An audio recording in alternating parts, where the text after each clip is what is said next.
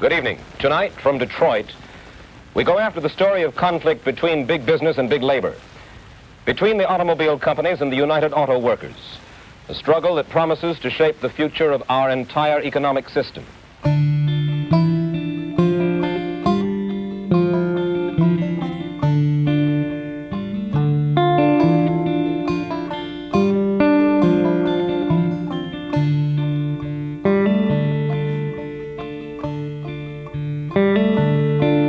Come all you good workers, good news to you I'll tell of how the good old Union has come in here to dwell.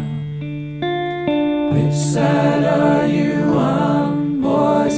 Which side are you on? Which side are you on, boys? Which side are you on?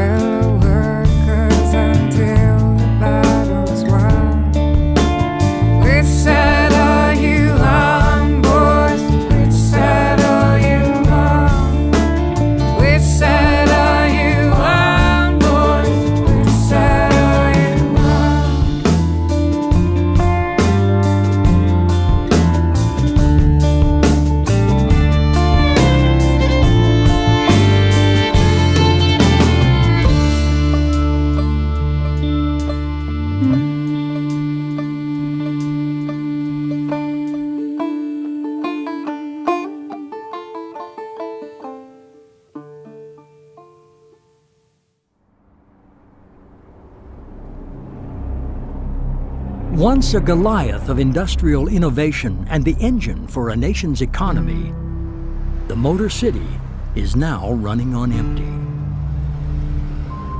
But these hollow factories embody more than just the dramatic rise and fall of American auto. They were the incubators for a powerful social movement that extended beyond the members of a union and challenged the status quo. At the center of this struggle were three brothers whose progressive leadership inspired action and left an extraordinary, though equally contentious, legacy.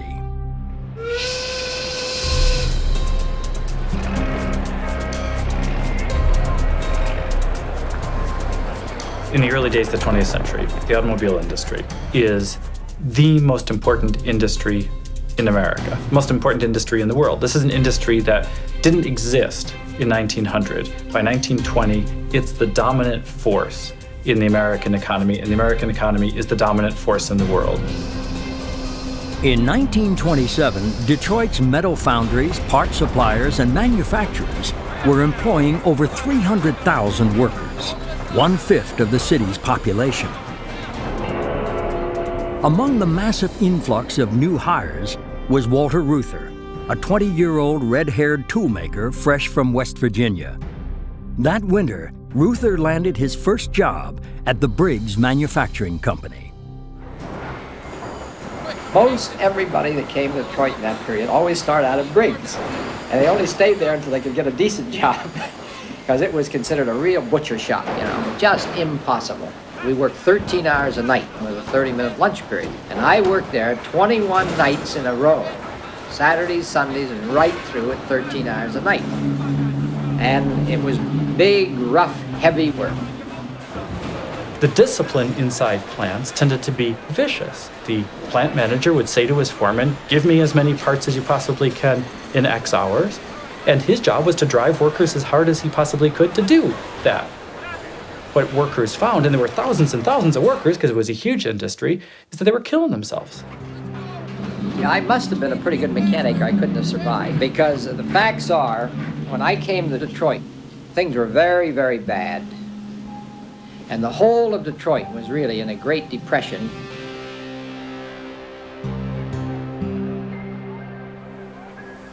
There would be masses of men, and they were all men back then, at the gates every morning, desperate for work. If they didn't get an offer, they came back the next day. There were bonfires out there keeping them warm. Those fortunate enough to hang on to their jobs were essentially slaves to the company. The American Federation of Labor, an umbrella organization of craft unions led by Samuel Gompers, afforded some protection to skilled workers. In the auto industry, however, skilled workers only made up 10% of the workforce. The rank-and-file majority had no rights, and Walter was compelled to do something. Joined by his two younger brothers, Victor and Roy, the trio began the risky effort of talking to these workers about standing up for their rights and organizing a union. Unionization really hadn't made any headway at all in the mass production industries, which were the big industries, and they didn't make any headway because the owners of those industries, Henry Ford is a classic example, were absolutely, utterly opposed to any idea of unionization and did whatever they could to keep the unions out. If people tried to organize a union, you could count on it that the company in one way or another would have a way of getting back at you. And of course, losing your job in the Depression was an important way. But having a gang of guys follow you home and beat the stuffings out of you was another way. And then there were people who lost their lives.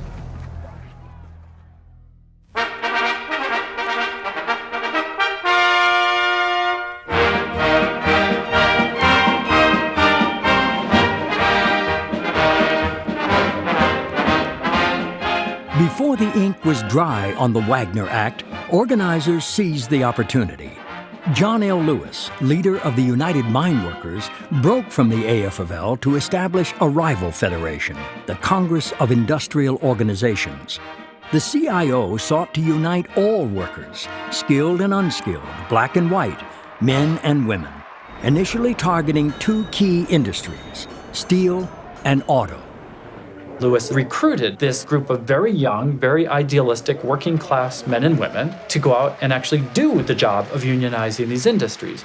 But you can't just walk into General Motors one day and say, we'd like a union, please. That's not going to go anywhere. You've got to organize the workers in the factories. And that's where people like the Ruthers came in. The Ruthers were raised in a German socialist family. And the lessons they took from that were that workers had a right to unionize, to represent themselves and their interests, and that what a union should do is it should try to make society more egalitarian, more open, more fair. Raised in Wheeling, West Virginia, a small town of railroad tracks and mine shafts, the Ruthers were a close family. There were 5 children, eldest brother Ted, followed by Walter, Roy, Victor, and baby sister Christine. Their mother Anna kept the home and managed the finances, while Father Valentine worked as a beer wagon driver and union organizer for the Ohio Valley AFL. We listened to many lectures from my father over dinner hours and on weekends about these social ills in the country, low wages, miserable housing, corporations that were quite vicious in their handling of trade union or labor problems. So this was really the beginning of developing an active involvement in social affairs. My father and Walter and Victor were just so convinced of the righteousness of the union movement as a social movement. It was almost quasi-religious. So it was like, well, this is sort of the revealed truth, and obviously you would believe in that because that's what's right and just. From all of you good workers, good news to you I'll tell, of how the good old Union has come in here to dwell. Which side are you on? Which side are you on? By late 1935, all the way through 1936, the organizers, like the Ruther brothers, are working on the west side of Detroit. They're working up in Flint. They're trying to convince workers to join a union. And in some senses, they've really hit a chord. People would approach you and tell you about the union, ask if they'd like to join up, and tell you what their aim was. I remember my dad telling me that you had to wear your union button on the inside of your undershirt because if they caught you wearing one, you were fired and frequently beat up.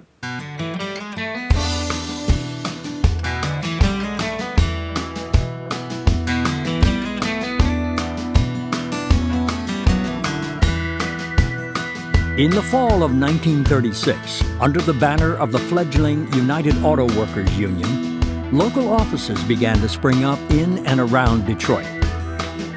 Founder and president of West Side Local 174, Walter Ruther, with brother Victor by his side, sought to recruit members. I became the head of the West Side area of our union informally. I operated as though I were the head of the union there, although theoretically, I had no official basis for that other than I was a young, aggressive guy with a lot of energy and a lot of idealism and a willingness to work night and day.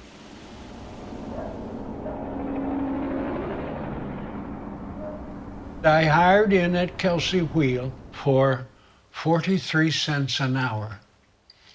And the Polish women who worked beside me got 32.5 cents an hour because they were women.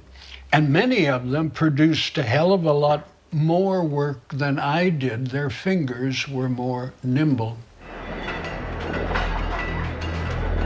The speed up at Kelsey Wheel was brutal and took a terrible toll. You could lose a finger, Victor said, if you didn't move in proper rhythm with the line. One day, the woman working next to Victor collapsed on the shop floor from outright exhaustion. From this incident grew an idea. In a bit of strategy and dramatics, Victor appealed to the woman to faint again on cue, and this time they would be ready. She agreed, and on December 10th, as the morning and afternoon shifts overlapped, she made good on her promise and collapsed to the ground. Victor leapt to action, calling the workers to strike. I had mounted a box of parts, and that was my platform. And I began shouting at the top of my voice, and machine after machine was shut down until there was silence in Department 49, and the superintendent couldn't get them to turn the machines back on again. There were a few on the fringes, but they wanted to hear what the hell I had to say, and I told it to them straight from the shoulder that this speed up had to stop, that the safety of each of us was threatened, and by God, we need a union. And the plant manager came in and was indignant. He said, "Come down off of there." And Victor said, "You need to talk to the head of my union. Now, his name is Ruther." The plant manager called Walter, who was waiting in the office by the phone, and said, "Come over here, I've got to get my people back to work." And Walter said, "Fine." Walter gets up there and starts finishing the speech I was halfway through. And the superintendent grabs Walter's leg and says, "Hey, you're supposed to get them back to work." Walter said, "I will, but I got to organize them first."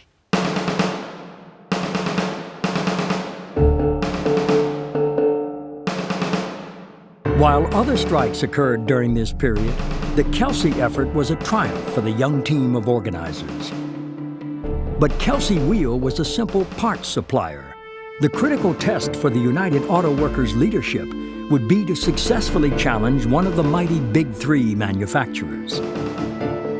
While his brothers were making waves in Detroit, Roy Ruther was 60 miles northwest in Flint, center of production for the General Motors Corporation.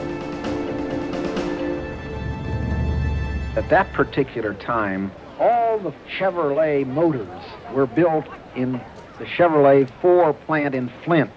This was a one corporation town, you see. The sheriff and the police and everyone were bought and sold really over the years by General Motors. There was this tenseness in the air. We had a climate of opinion deliberately built up by the corporation of bitterness and hatred against the union as an institution. These are outside agitators, they're communists, they're intruders, they're bringing strife and discord to our peaceful, happy community, and so on. But speed up, lack of agreements, machinery and the like, this whole feeling of insecurity and not knowing whether they had a job or didn't have a job were the big motivations for organization. My dad called home on the 30th of December and said, he was on second shift, he said, "Ida, we're on strike. It's a sit down. I'll be home when it's over."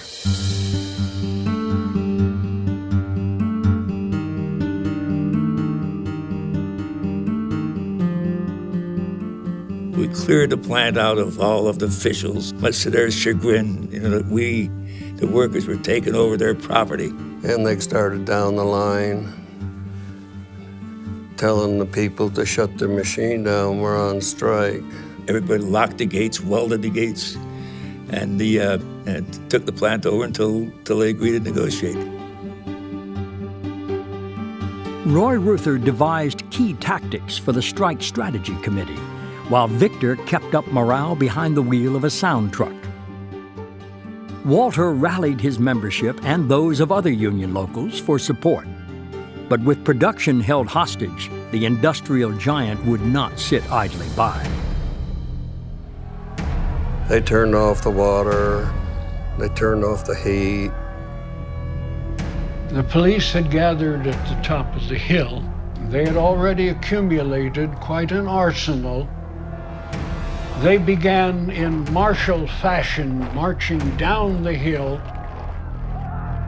They tried to drive us out. And they shot tear gas into the plant. They send their cops in there beating the hell out of these people. The sit-down strikers had made some defense preparations. And they had taken to the roof these 1.5-pound hinges which they made there, and they stretched inner tubes between two heavy steel poles so they could use them as a great slingshot. There was a real confrontation, and there was so much emotion. We had maybe 300 or 400 people out here marching and cheering them on, and we tell them, hold in there, and they were really holding. That battle went on for some time. We had some people in the picket line who showed incredible courage. Governor Frank Murphy brought out the National Guard. He separated the police from the strikers. Had he yielded to the enormous political pressure to use the troops to force us out, there would have been enormous bloodshed. The presence of Governor Murphy was crucial, I think, to our winning the strike. The sit-down strikers prevailed, and the first agreement with General Motors was signed. Solidarity forever. Solidarity forever. They came out of the plant, and people were dancing in the street, and they were crying, and joy, and laughter, and a sort of a feeling of freedom. Before the union, you couldn't question, you couldn't dissent, you couldn't argue. You did exactly what the boss told you, the threat of losing a job. But the union gave the workers dignity. The people who are powerless and are discriminated against, and finally you have this newfound power, the workers' power. It's a wonderful feeling. We felt like we were people again. We weren't just nothing. And that's the way you get to feel sometimes when you have nothing. My father was a very, very sad man. But after the union was another story.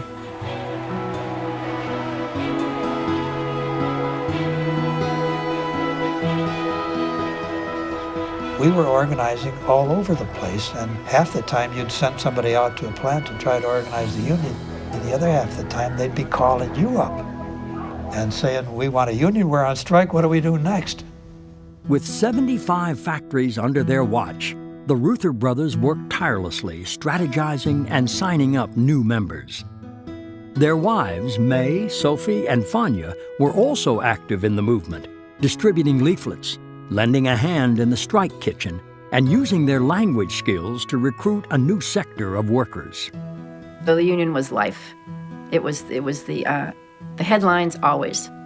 Mother was the right hand. She really was the classic woman behind the man. I think Daddy really needed her and used her. He bounced ideas off of her. He really included her in his work. Once the United Auto Workers had an agreement at General Motors, Chrysler was the next to sign. Union leaders now looked to include what they feared would be the hardest case of them all, the Ford Motor Company. We knew that we weren't ready to take on Ford, but we had to lay a foundation for the Ford drive, and we knew it would be more difficult than General Motors was because it would be more violent.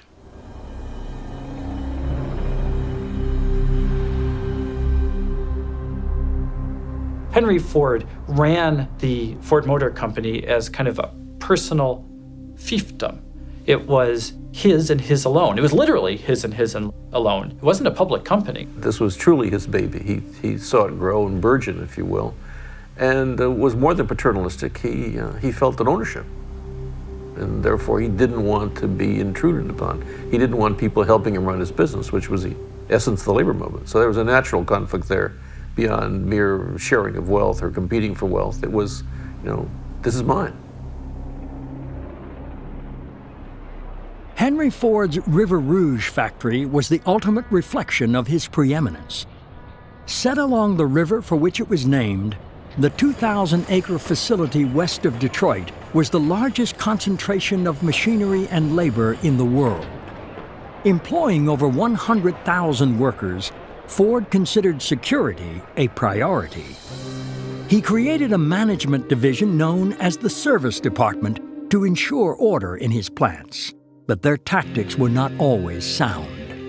There was, in the shadows of the Ford Motor Company, the presence of one Harry Bennett, who had developed within the Ford structure a private army of some 5,000, many of whom were armed inside the plant as a security force. Harry Bennett, Ford's henchman and former bodyguard, was an unpredictable character. He kept a gun in his desk and always wore a bow tie, claiming to have been nearly strangled by a necktie in a street fight. Bennett wasn't a gangster, but he hired a lot of people from the Detroit underworld to do the bidding of the Ford Service Department. He hired ex-boxers, ex-wrestlers, ex-strong-arm guys, ex-gunmen, ex-gangsters, anybody who had some kind of a frightening persona about him to keep people from talking about or even trying to organize at the Ford plant. The intention of the whole Ford Service Department was to prevent unionization in any way, shape, or form.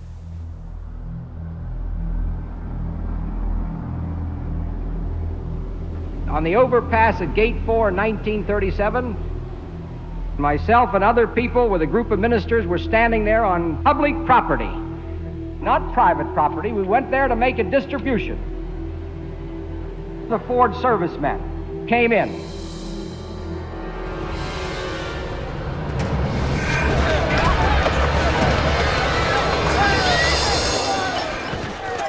Yeah, they knew what was going to happen. And that's why they call the press. We're the ones that call the press. We didn't provoke it, obviously. We're just passing out leaflets. The servicemen went on to smash cameras and harass the reporters. One photographer managed to slip away, and his photos were plastered on front pages across the country. And that's, of course, exactly what Walter Reuther wanted to have happen, was to have that symbolic moment where ordinary people who weren't union members, people living out in Dubuque, Iowa on the farm, could look at the newspaper and say, well, geez, that's not right. That's what you want, that one flash. My theory used to be, didn't work all the time, but sooner or later, the company will do something stupid, and then you organize.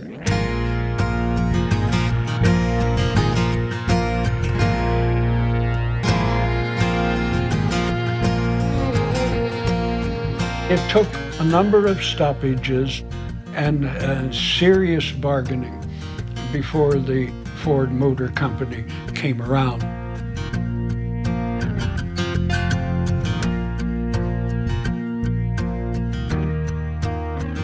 We built a strong union, and when it came to an election, we won an overwhelming victory.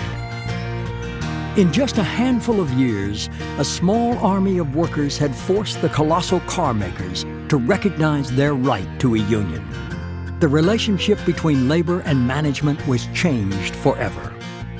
The union was an important pillar of stability, central to the lives of its members and their communities. Union leaders occupied a position of power and respect, and Walter Reuther's star was on the rise. He's just a very, very smart guy. He doesn't even have a high school diploma, but he's a classic kind of working class intellectual. He thinks about ideas all the time, and he's enthralled with ideas. He's very ambitious. He clearly wants to be a union official.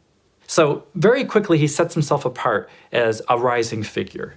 Walter was putting out a message of hope and progress for working people, all kinds of working people. When free men and women are united in the solidarity of human brotherhood, there is no power in the world that can stop the forward march of free men thus united.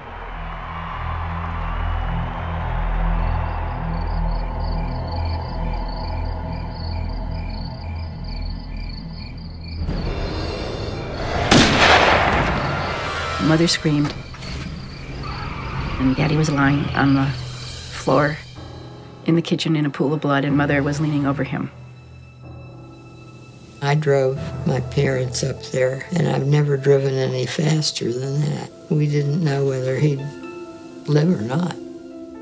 Walter was shot, and his right arm was nearly ripped off, and bullets penetrated his chest and ricocheted all the way and exited in the back.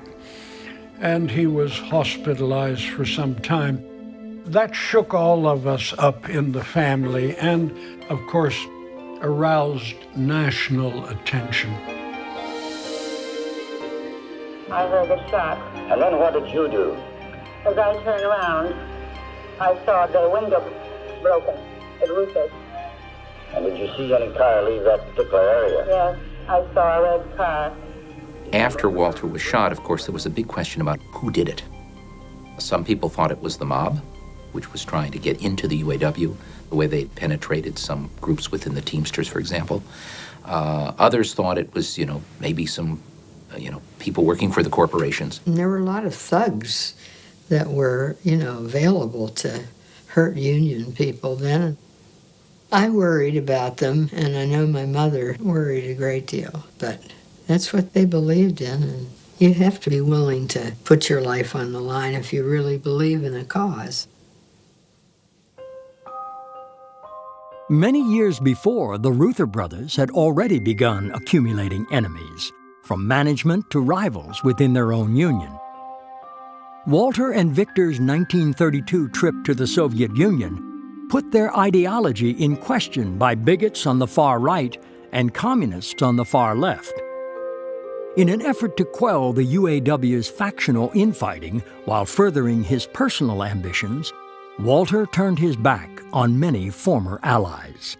In 1946, his shrewd consolidation of power and popularity with the rank and file propelled the fiery redhead to a commanding peak.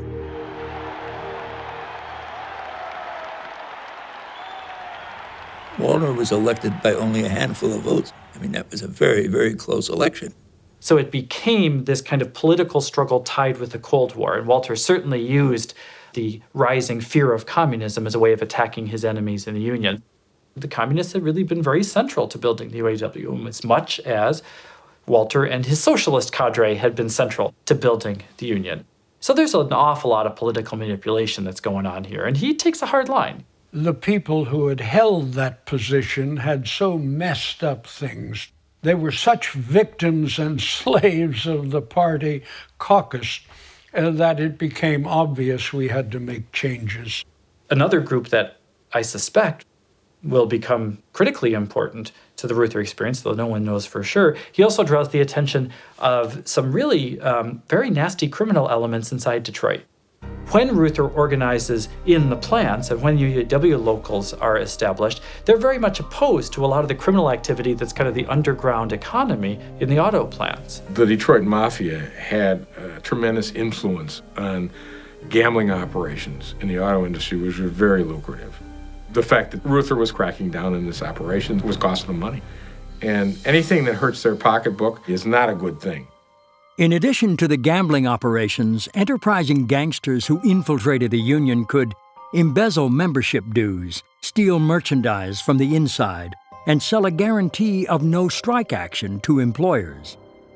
Some elements of the old guard UAW leadership, including former President Homer Martin, were suspected of having connections to organized crime and facilitating their activities. There's no question about it. Homer Martin was paid off by Harry Bennett. He showed me one day $50,000 in cash that he had in his briefcase and with his revolver. You know, this guy was mad. And I said, brother, count me on the other side of every fight, and I'm going to stop till we drive you bastards out of this union.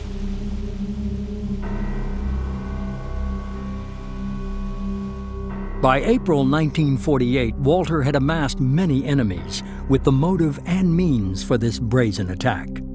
He was lucky to have survived. In the hospital for weeks, followed by grueling rehabilitation, Walter never regained the full use of his right arm. I don't think you can win industrial disputes in front of people's homes in their neighborhoods. I know that my home is a sacred place. I've been violated by the gangsters paid to come in and shoot me and beat me up, and so I feel very sensitive about what goes on around a man's home.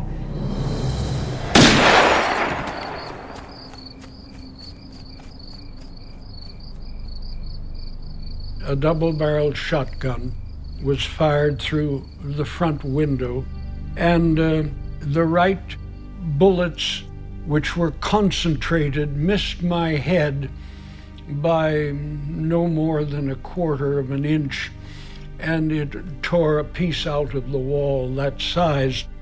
The scattered barrel, the left barrel, ripped out my right eye. Most of my teeth penetrated my chest and immobilized my right arm for some 5-6 months. I was not sure I was going to pull through this. Family came together. Of course, Vic was fighting for his life. We weren't sure whether these bullets that went into his throat and his chest were going to be fatal. We knew he'd lost his eye, but we didn't know how serious his lungs had been damaged and these bullets that went through his throat.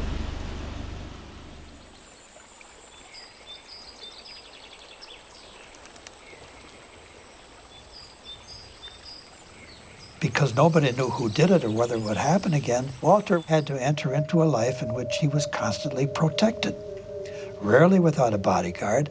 He moved his house from an ordinary neighborhood in the middle of Detroit out to a far suburban place with a fence around it and all, because there was fear that he would be attacked again.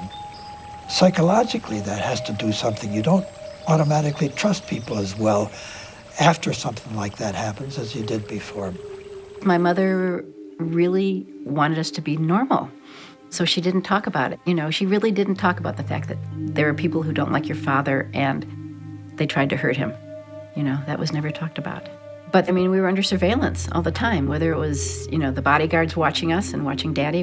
I mean, there was always this feeling that there was danger lurking and things needed to be watched and protected. The UAW assigned bodyguards. And although I saw them as exciting characters in our life, I mean, these were guys that carried guns. I know this is something that my mother was not comfortable with. I remember her telling the story about how she had a .38 pistol that she would put in her apron when she took the trash out, as we stayed in that house where Dad was shot. No suspects were ever brought to justice for the Reuther shootings, and the FBI eventually closed the investigation. At the 1949 convention, in a rousing speech to his members, the resilient UAW president stated, "You can kill a man with a 12-gauge shotgun, but you cannot kill an idea. Whether one leader falls or many leaders fall, the UAW will march on."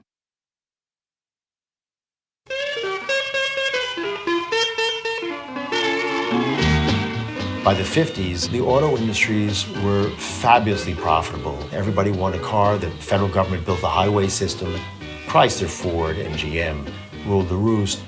They were rolling in money. You know, GM was the most profitable American company for 10 years in a row. So it was the lion of American industry. And if the auto industry had a good year, that meant a good year for the steel industry, for the plate glass industry, for the chemicals industry that supplied the paints. This was not a service economy back then. This was a manufacturing economy, and it was led by Detroit. Reuther uses the early 1950s to transform the lives of working people, and it's really a staggering accomplishment. If the 1930s was the depth of the Depression and the 40s was dominated by war, the 1950s is this unprecedented economic boom that's actually much more broadly based than prosperity had been in the past. And it's created, quite honestly, in large part by the labor movement. Because what the labor movement had done is force employers to pay really good wages. And what happens when people get paid really good wages is they go out and they buy stuff. Detroit was the richest city in America in the 1950s because of the auto industry and because of the UAW. Detroit had a higher median family income than any other city in the country, more than New York or San Francisco or Chicago.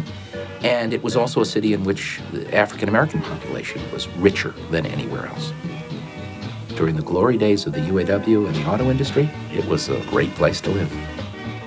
Thanks to the labor movement, Detroit was the one city that had more home ownership than any other city in the country because workers had jobs and they could afford to buy homes. Auto workers had the highest paying jobs in manufacturing and were now a part of a burgeoning middle class. The UAW represented nearly 90% of hourly workers, pushing membership up over 1 million. Auto executives had accepted the union's place at the table, but were determined to hold the line when Walter Reuther charged into negotiations. Just because they pay a worker, they don't own him. There has been an attitude in some of these plants that when a worker punches his time clock at 10 minutes to 7 in the morning, that worker somehow becomes the property of the General Motors Corporation. The great theater was to begin negotiations with a trip each day, 3 days in a row, to the major companies where he would have, the press would follow along, pictures would be taken, comments would be made. The workers have protested their inability to get personal relief, where in effect they've almost been chained to the assembly line. The General Motors Corporation has earned the reputation of being a kind of glorified gold-plated sweatshop. He set the stage for negotiations by reciting his demands, if you will, and put the companies on the defensive from the first day, and companies were never the match for that. First of all, they lacked his charisma for the most part. Ford Motor Company has been closed down by a strike that is totally unjustified and completely unnecessary. Because we would not accede to the unconscionable demands of a powerful union, we are paying a stiff penalty. The stock market would hold its breath while these negotiations were going on. Whatever the raise that the big three would get would reverberate through the rest of the economy. It gave Reuther a lot of power. He was a man of incredible energy who knew exactly how to outlast his opposition in a negotiation. They would be having these sessions that would run all day and all night, and the older he got, it gets a little harder to stay up all night. So one of the things he would do is that at strategic moments, he'd say he had to go negotiate, he had to go caucus with his members, and they would pull out at the negotiations. He wasn't going to caucus, he was going off to have a nap. And then you come back refreshed. He would show up at negotiations with his toothbrush. This was a classic Reuther thing to do, and he'd show it to the press as he's on his way in. I have my toothbrush because I'm not coming out of here until these negotiations are settled. He'd just wear them down. We will spend as many hours at the bargaining table as the company is willing to sit there with us, and we will do everything humanly possible. But we will not betray the basic moral obligation we have to working people. The UAW led the movement through all the fringe benefits or job benefits we have today, from life insurance to pensions to medical insurance for the worker and the family. It was not uncommon for people just to be let go when they're 45, 50 years old. So when we first negotiated pension in 1950, Walter had a slogan, "Too old to work and too young to die." He had this dream that the unions and management would go down to Washington together, as he said, and work for a full pension so that every worker, not just the ones in his union, would have a full pension. It was really quite a noble ideal. Industrialists were just dead set against it. The feeling was that it was the road to socialism. And Reuther said, if you industry, you General Motors, you Ford, won't help us go to Washington and claim a pension and claim health care, we're going to get it from you across the bargaining table.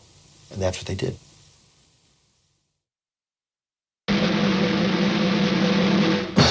"1,200 union delegates gathered in New York for what was probably the most historic meeting in the history of American labor. Symbolic of the merger of the AFL and CIO, George Meany and Walter Reuther jointly banged the gavel to open the meeting. A meeting destined to bring under one banner 16 million American workers. In 1952, Walter had further extended his reach when he became president of the 5 million-member CIO. The rival AFL, with twice as many members, was led by George Meany, a former New York City plumber and veteran in the Federation's hierarchy. George Meany's the stereotype of a labor leader, a big, gruff, working-class kind of guy with a big cigar in his mouth who saw the job of a labor movement was to take care of its members, and not this kind of broad social vision that was so central to the Reuthers. Walter Reuther sees the CIO as very much this kind of crusading organization committed to broad social change. So he and Meany are in some ways the polar opposites of the labor movement, but they also understand that the time has come to kind of bridge this institutional gap. Meany became the first president of the new organization, with Reuther one of the 37 vice presidents. A milestone for labor. The problem is, how can Walter, with this broad social vision, live inside and work inside an organization like the AFL-CIO that is now led by someone who has a very, very narrow vision of what labor's job is? And so from the minute that organization was combined, they just were at each other's throats, and they never stopped. I'm confident that we will find a means of rising above the conflicts of the past. Walter coveted the top spot, but accepted a supporting role. He understood that this massive organization would generate tremendous monetary and political capital. In Washington, where conservatives held sway, this new labor federation was perceived as a major threat. Quote, "There is something new and something dangerous," Senator Barry Goldwater scathed. "Born of conspiracy and violence and nurtured by the general treasury of the UAW, this is the pattern of political conquest." Unquote. We are deeply committed to the participation in American political activities as an organization, because we sincerely believe that politics is really the practical housekeeping job of democracy. The fundamental premise was that in order to carry out the objectives of the union, they had to be involved politically, and that meant getting the membership involved, and at a very basic level, getting members registered and getting them out to vote. Other unions were interested in politics, but not in the way that Reuther was. Reuther, Roy, and Victor too, believed that you had to put some money into it in a systematic way. And they developed the Political Action Fund and dedicated a certain amount of the dues dollar to that. And that's what got him into trouble. The most sacred thing in this country is the right of the individual, and he may be in a minority of only one. But if he has to work under conditions of compulsory union membership, so that the minute he stops paying his dues, he's out of a job, that money should never be used to champion political causes and candidates in which he does not believe. May I address myself to that question, because that's the nub of the problem. Yeah, excepting you throw out a lot of things here that are untrue, and then you don't give a person a chance to answer them. Well, I can prove that they're untrue if you give me a couple of minutes. Oh, no. When they had the little to-do in front of the cameras, Walter says, "Senator, how many people do you think felt so strongly about this that they said, well, I'm going to write a letter and tell them to not have any dues dollars go for political action?" Walter says, "Hardly anybody wrote." We have a right to urge people to register and the Constitution of this great and wonderful country gives us that right. No, I think you people are approaching this from a very reactionary point of view. I intend to state my position here as clearly and as forthrightly as I know how. There are no secrets. I am running away from nothing. This country is my country, too, you know. Yes. I am not a second-class citizen, and I don't intend to start acting like one.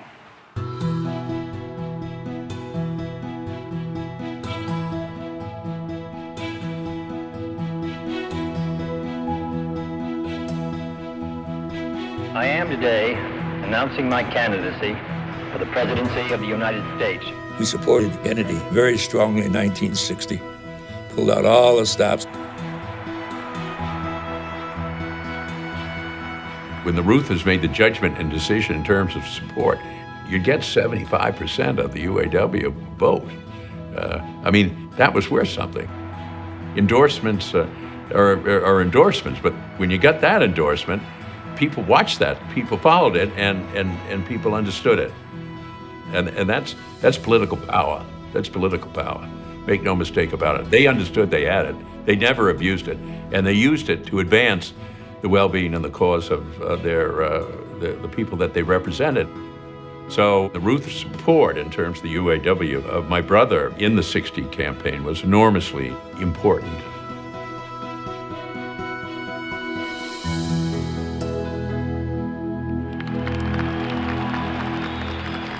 Last week, after speaking to the Chamber of Commerce and the presidents of the AMA, I began to wonder how I got elected, and now I remember. This organization and this union has not interpreted its responsibilities narrowly. You have not confined yourselves to getting the best possible deal at the bargaining table, but instead, year after year, you have worked to strengthen the entire United States and the free world on a whole variety of ways: employment, education, a fight for equality of opportunity for all Americans, regardless of their race and their color. These are the things for which America stands and which this union stands for.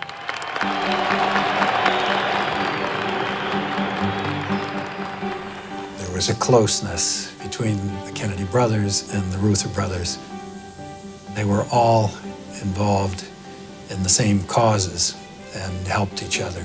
President Kennedy had appointed his brother Robert as Attorney General, finding strength in the dedication and trust of family at work by his side. The Ruther brothers mirrored this relationship, as Roy and Victor played crucial supporting roles for their high-powered older brother. Roy in community and political action, and Victor in international affairs. We want to see the living standards of people around the whole world raised as rapidly as the new tools of technology makes this possible, because only as they have a stake in democracy will they feel they have something worth defending. The fact that the brothers worked as closely and coordinated as well, it enhanced the authority and power of the whole movement. If you think of Victor as kind of the political conscience of the Ruther brothers, and if you think of Walter as the political leader of the Ruther brothers, you have to think of Roy as the political operative. The operation of the political action committees, lobby on Capitol Hill. That's what Roy did. He created that system for the UAW. Roy came to our regional conference. We put together a resolution to support the farm worker struggle. Roy was effective in taking the message back to Walter and say, I've been talking with Cesar Chavez and Dolores Huerta, and these people really got something, and they need help.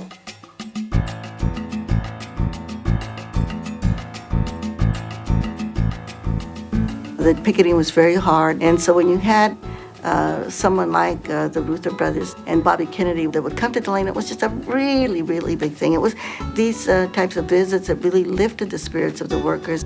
Our strength and influence throughout the country grew enormously as we brought the same vigor and vitality we had shown in organizing campaigns and strike situations to the cause of social issues like civil rights.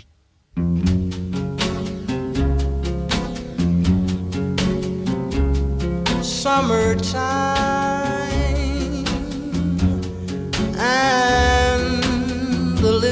was easy.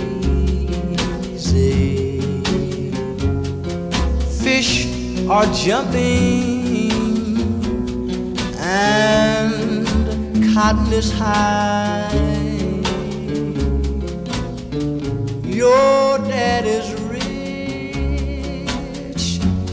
and your mom. By the end of the 1950s, a civil rights revolution was taking place in the South under the leadership of the Reverend Dr. Martin Luther King Jr. His organization, the Southern Christian Leadership Conference, used nonviolent confrontation and borrowed labor's protest tools in the form of bus boycotts and lunch counter sit-ins to shed a blinding light on racial injustice. The two most dynamic and cohesive liberal forces in the country are the labor movement and the Negro freedom movement. The duality of interests makes any crisis which lacerates you a crisis from which we bleed. The truth of it is, not all of the unions were really ready to get involved in the civil rights movement. But Walter Reuther, Victor Reuther, United Auto Workers were. They understood that the struggle for human rights was directly related to the struggle for organizing rights. And so Walter Reuther became one of the people that Dr. King depended on for advice and guidance. It was good to have a strong partner, politically and economically, that you could count on when you got into water that was too deep for you to stand. In May of 1963, Dr. King and hundreds of demonstrators were jailed in Birmingham, Alabama, after an intense campaign of civil disobedience against local businesses. Many of those arrested were children, and the incident garnered national attention.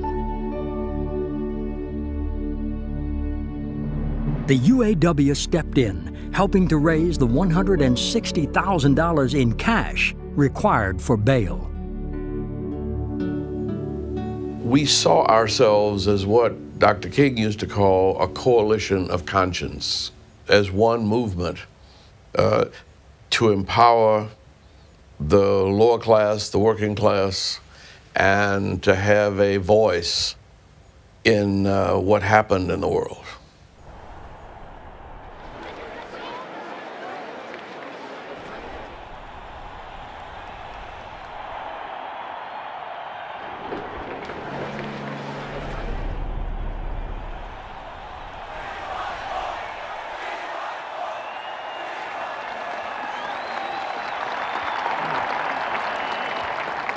Brother Randolph, fellow Americans and friends, I am here today with you because with you I share the view that the struggle for civil rights and the struggle for equal opportunity is not the struggle of Negro Americans, but the struggle for every American to join in.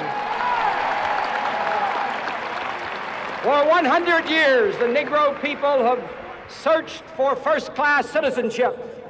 And I believe that they cannot and should not wait until some distant tomorrow. They should demand freedom now, here and now. It is the responsibility of every American to share the impatience of the Negro Americans.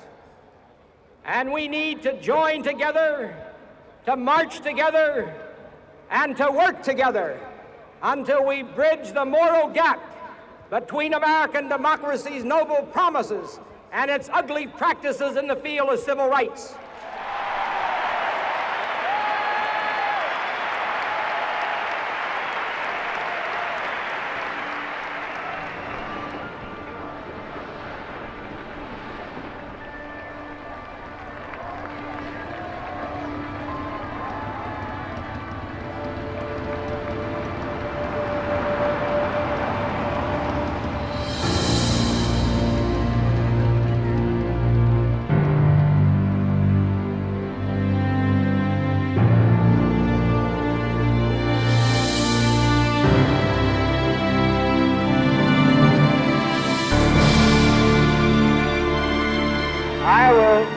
my best. That is all I can do. I ask for your help and God. It took a master statesman like Lyndon Johnson to help the country through this crisis. And the Ruthers and the trade union movement were right there with him on that. Lyndon Johnson knew right off the bat on November 22nd, 1963, that the liberal wing of his party didn't trust him. And so he knew that what he had to do was convince them that they could trust him. And so he picked out this whole list of important liberals and he just called them. So all the time through that weekend when the entire country is stopped for the president's funeral, he's calling all these political leaders. And of course, Walter's on the top of that, one of the top names on that list. You must be. I just wanted to tell you that I've got a terrifying responsibility and I need your friendship more than I ever did in my life, and I want to rely on you and count on you, and I'm going to go up the joint session, I guess, on Wednesday and tell these folks that are wanting to abandon the ship. Well, we have to, and I tell you, Mr. President, give me my prayers, my friendship, and every possible help that I can offer is at your disposal. Well, I need it all. I never needed as much in my life. Any time that you need me, you call, and I'll be there. And anytime you've got a chance, I'd like to come in and visit with you. We'll work it out, and I'll be in touch with you in 2 days. Very good. Thank you, my friend. Johnson actually did count on Walter Reuther in a way that John Kennedy hadn't. And quite honestly, Lyndon Johnson turned out to be much more of an aggressive liberal as president than John Kennedy ever was. Johnson gave Reuther an awful lot of what Reuther had hoped for. My fellow Americans, I am about to sign into law the Civil Rights Act of 1964.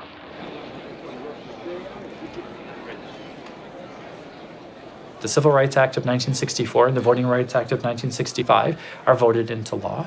These are the fundamental laws that transform the American South.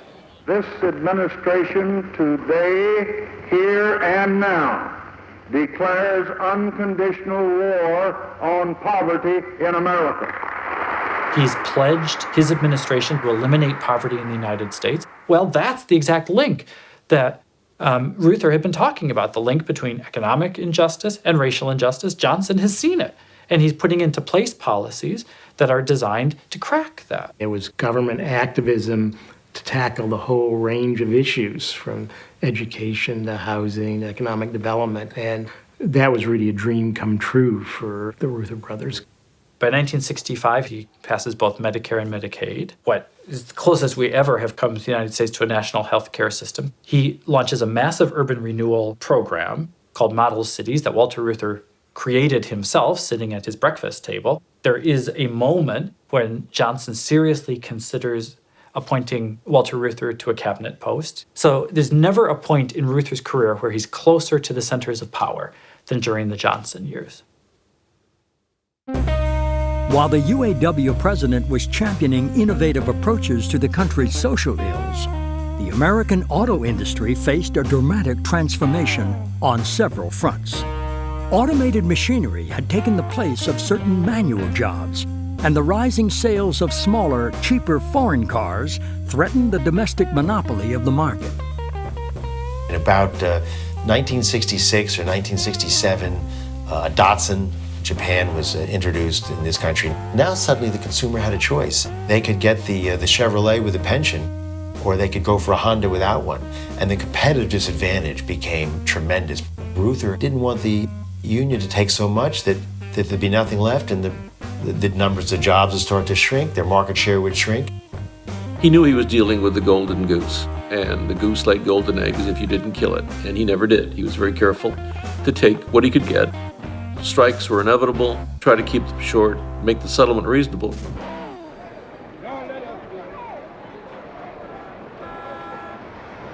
Ford workers took to the picket line in 1967 when their contract expired. While many workers were on strike for the standard list of economic demands, certain elements of the membership had more complex grievances and were growing dissatisfied with the union's priorities. collective bargaining in and of itself tends to make you a little more conservative. You know the rules, and therefore over time you begin to place more value on the process, looking for gains but nothing radical, nothing revolutionary. Here was a union leadership that was now just a little less than 30 years in and somewhat comfortable in their accomplishments. And then all of a sudden, all of these things begin to erupt. You ain't done to me, you ain't fighting. You ain't done to me, you ain't fighting. You ain't done to me, you ain't fighting. African American workers were rising up and there were confrontations. The Ruthers were very visible and public civil rights advocates in the country. But that wasn't necessarily translating its way downward into the ranks within the union. I hired into the Dodge main plant in September of 1964. A new workforce that came in, almost 3/4 of us was young African-American workers that went inside the shops. But the union, on the other hand, had very few elected black officials. We didn't have any other minority representation on the union side. So those are the kind of conditions we're pretty much confronted with, at that point in history. We had a highly segregated membership. Therefore, there was a lot of tension and pressure against the rising movement. Walter and others at the top of the UAW clearly would like to have seen that tension eased, but it's not something that you can just wave a wand and have go away. I don't get hung up when a revolutionary black worker in favor of destroying the system thinks I'm the real enemy. I believe that they are antagonistic towards us because we are successfully trying to make the system work. We went after everything. We went after the leadership of the union. We had a slogan for Ruther, be head to redhead. We went after everybody that got in our way. But the Ruther machine didn't allow any dissent. You could hardly run for a local office in one of these major unions without being tied to the Ruther caucus. And people would run against them all the time and lose, and that gets kind of frustrating. The Ruther caucus launched a vigorous campaign against rank-and-file dissent, the kind they used to defeat their rivals 2 decades earlier. Walter sought absolute control of his union, even if it meant suppressing internal democracy. "I have always said," he wrote, "one should encourage enough opposition to make it interesting, but not enough to make it dangerous."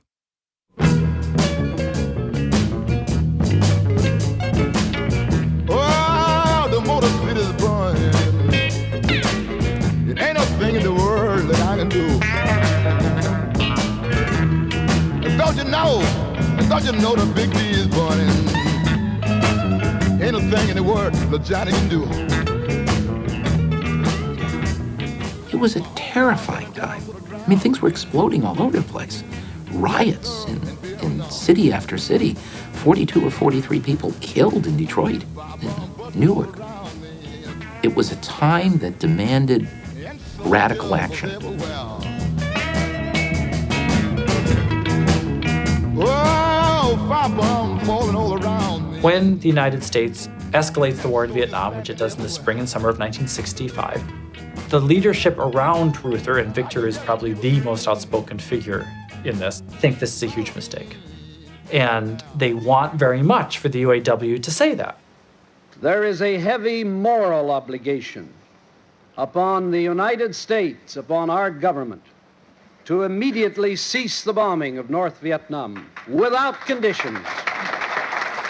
My father and my mother were very much opposed to the war in Vietnam, and often Mother felt that Dad wasn't pushing hard enough on Walter. But Dad wasn't an elected official. He was appointed, so he didn't have the pressure that Walter had. The UAW had members that were all over the political spectrum. And the question was, how far out in front can the leadership be? Walter had a lot of things that he wanted to accomplish and was always very careful in trying to get most of his agenda passed. You don't risk losing it all, necessarily going out too fast on one particular issue. I remember Walter going to the University of Michigan and being heckled because of the war issue, and what a shock that was for him, instead of being viewed as progressive and because of all the other issues that the war had taken over. Daddy had given a speech And we were all riding in the car together. And he turned to my mother and said, "Do you think they're still listening to me?" And that was like, he doesn't question himself, does he? That was like the most vulnerable that I have ever heard him be, you know? All the progressive people who had their hearts and minds in the right place were coming out against the war. And Daddy just wasn't ready to, and I didn't understand that. Walter was being pressed by his daughters, by younger people in the Union about not taking on Johnson on the question. But Walter said, if I raise this question with Lyndon Johnson, I'm out of there. Walter, I don't want to depend on you, but I just got to have you stand up when the going's tough, because when you got your back to the wall, I come to you, and I stand there. And when you got your strikes on, you know that you got a friend. And I want you to tell the rest of them that I'm no goddamn fascist. I'm trying to settle this thing. I made very clear, I said to that board yesterday, and I believe this deep in my heart, that nobody wants peace more than you do. You're carrying the heavy burdens of your office. God only knows it's an impossible task. Walter understood that if he were to come out against the war, that Johnson would cut him off at the knees, that relationship which had actually produced so much and brought Reuther to such the center of power was going to be severed like that, and it would have been. So he's trapped, essentially, by the very success that he's had in the Johnson administration, supporting a war that everybody closest to him is telling him is a huge mistake.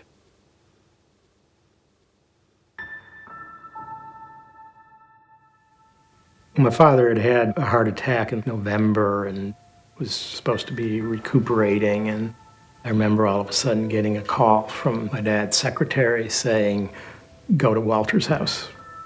She wouldn't say anything more, and my brother and I drove out to Walter's house, and I remember walking through the door and Walter saying, "Your father's expired." Roy's death had a very significant impact on Walter. Roy and Walter were very, very close. Of course, you know, all the years that Roy was with him all the time, and he's engaging in things that Walter was also engaged in. You know, it makes a difference. You know, politics, meeting with different people. I think it had a big, obvious impact on Walter, losing one of his brothers, and this is 68, so there's all these other pressures from the war, and I think it contributed to the feeling of aloneness and the world's changing. I have some very sad news for all of you, and I think sad news for all of our fellow citizens and people who love peace all over the world. And that is that Martin Luther King was shot and was killed tonight in Memphis.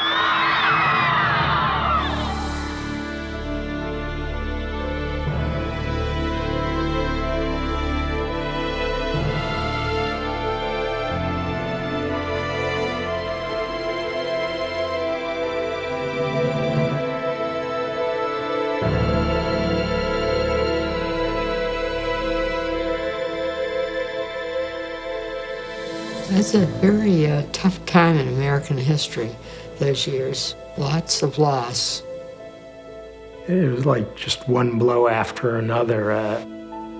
All the bright lights, all the leaders for what we viewed as progress were being chopped down. The agonizing spring of 1968, culminating with the assassination of Robert Kennedy, was a critical turning point for Walter. With a sudden void in progressive leadership, American society demanded more of the embattled Union chief. With Victor by his side, Walter unleashed his first public criticisms of the U.S. involvement in Vietnam, reaffirmed his pledge to Dr. King's civil rights agenda, and challenged the stagnated policies of the AFL-CIO. Civil rights, the war, organizing the South specifically. All of these were large questions that over time had roiled and become contentious within the national leadership of the AFL-CIO. And a lot of the other union leaders and heads had become much more conservative over time, and Walter found himself somewhat isolated. One of the problems has been that we have been trying to get the labor movement off dead center We've been trying to get the AFL to join in launching a massive organizational crusade. We would like nothing better than to be able to march with the AFL-CIO. But if we are given no choice excepting to be the prisoners of complacency in the status quo, then we're going to march ourselves because we're going to march.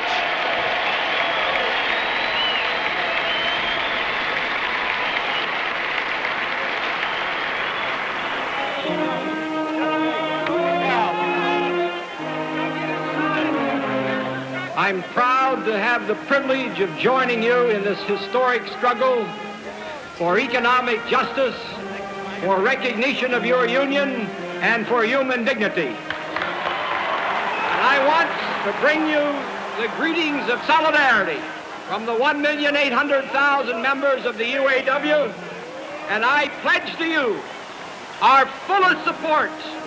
We are going to march with you, and we're going to back you until you win in Charlotte. I think black is beautiful.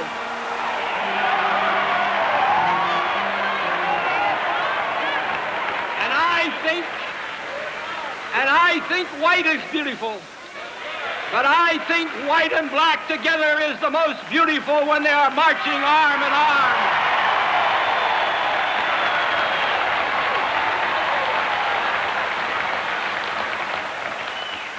And so we have come together to join hands in a common struggle for justice and human dignity, and nothing will stop us.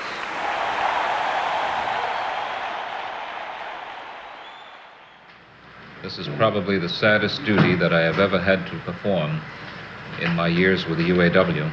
Mr. Ruther was on his way in a plane chartered by the UAW to Pelston, which is some 40 miles from Black Lake. Sometime around 9:30 to 9:40 p.m., the plane, while coming in for a landing, crashed, exploded, and burned, and there were no survivors. We have confirmed that the people in the airplane were Mr. and Mrs. Ruther, a security person for Mr. Ruther, and Mr. Oskar Stonerov, an architect. When I heard about the plane crash, I just heard there was a plane crash and Walter Reuther was in the plane, and I was shocked. It was like, he can't, he doesn't die. He's like this person that will never be destroyed.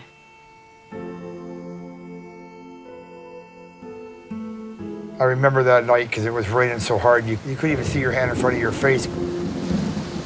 At the time, we just knew there was a plane crash. We didn't have any idea who it was. The thing I remember most afterwards is the thousands of cars that came up here from the Detroit area, from the larger metropolitan cities to pay respect, and drove by the site where the plane actually went down, back into the woods. I mean, it was unbelievable.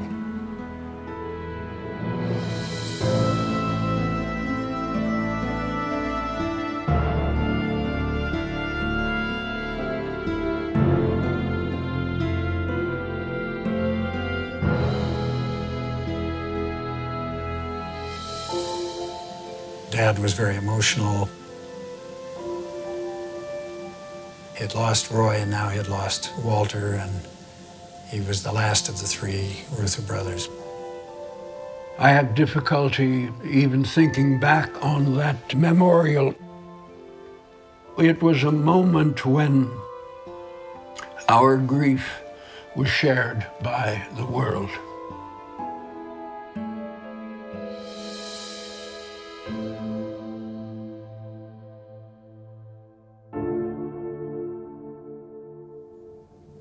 Shattering, this event was absolutely shattering. And what helped us through that is the event was so traumatic. Everybody felt duty-bound, really duty-bound to carry on. In fact, that was two of Victor's words, carry on. And we did.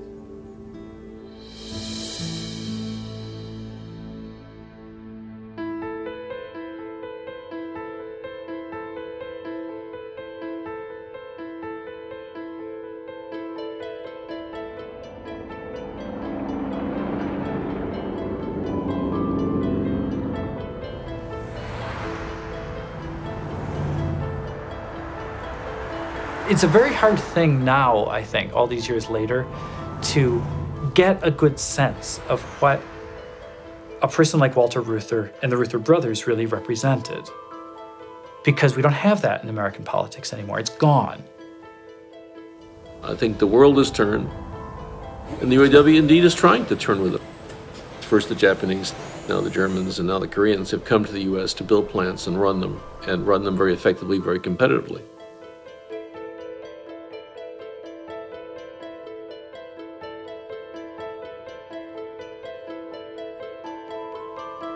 What's happened to the good manufacturing jobs? What's happened to pensions? What's happened to health care? No one's been able to deliver an increased living standard to the great bulk of Americans in the middle. This is what Reuther was able to do for his generation. Everyone knows he not only got the best in terms of the contract, but he was as interested in building parks for the community. He was green before it was cool to be green. His challenge to the UAW was a challenge. He didn't promise them, he challenged them to participate in that union and to make a difference in terms of people's lives.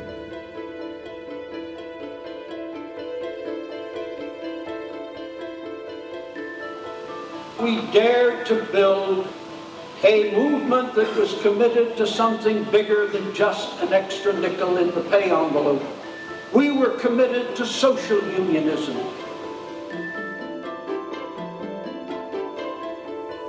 Certainly today, these are hard times for working people. And so I think it's a period of time where the need for new levels of activism and new, younger Reuther types, perhaps, to emerge, different, better maybe.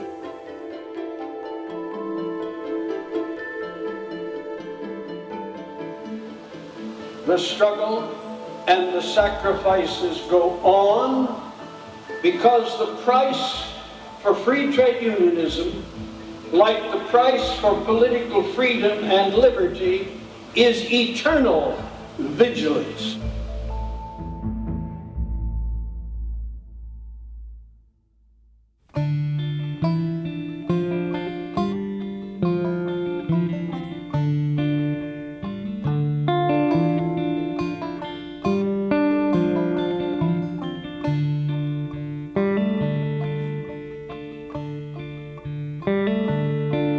Come all you good workers, good news to you I'll tell of how the good old union has come in here to dwell. Which side are you on?